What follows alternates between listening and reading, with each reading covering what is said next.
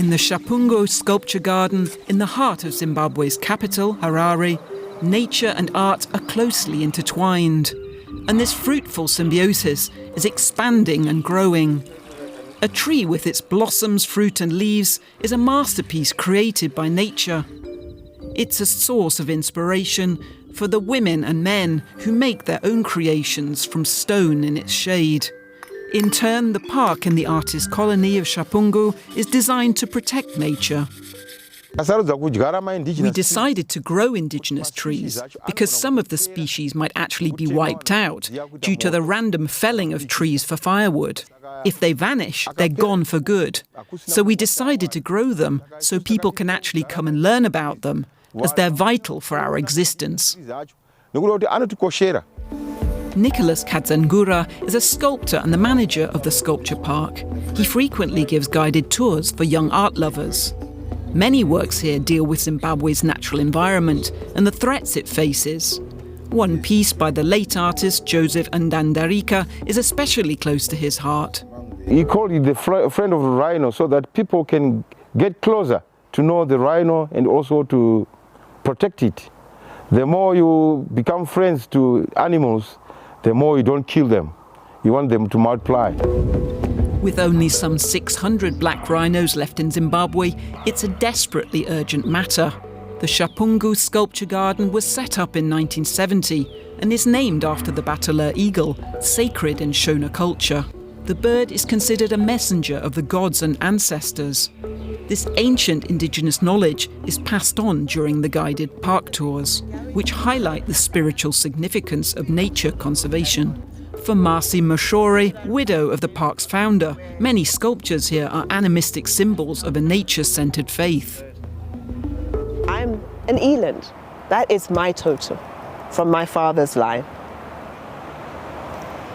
I am not to eat the flesh of the eland. My role is to protect the environment of the eland. I am to nurture its life, its existence, its being. Now that's a traditional element in our culture, and you'll find that throughout Africa. For sprawling Harare and its 2.4 million people, the 15-acre park also serves as a green lung. The high-density suburbs, it's a big issue, pollution. Not just land pollution through plastics, plastic bottles, but the dust. There's not enough vegetation to protect people from the dust. That causes other diseases. Citizens are also engaged in saving the city's wetlands. Drought and construction are threatening these areas and the vital role they play. Because of these open grassland wetlands, streams are made here and they flow down into rivers, down into Lake Javero. So if we cover the entire city in concrete, we are reliant upon runoff rainfall in the summer and no replenishment of groundwater, very little replenishment of groundwater to keep us going through the 7 dry months of the year. At the Shapungu Sculpture Park, the hope is that by combining nature and art with relaxation, more people will be inspired to protect nature. You look around, you see that the flowers, the trees, the lake behind me, the ducks that were swimming there, and then someone tells you that this environment might not survive. The climate change, global warming, these things are affecting the things behind me, the beauty. Then you become concerned. You realize, no, I can do something. The little that I can do it. You tell your friends. The artists at Shapungu are committed to passing on the message about Zimbabwe's traditional stone art with its special connection to nature and to previous generations.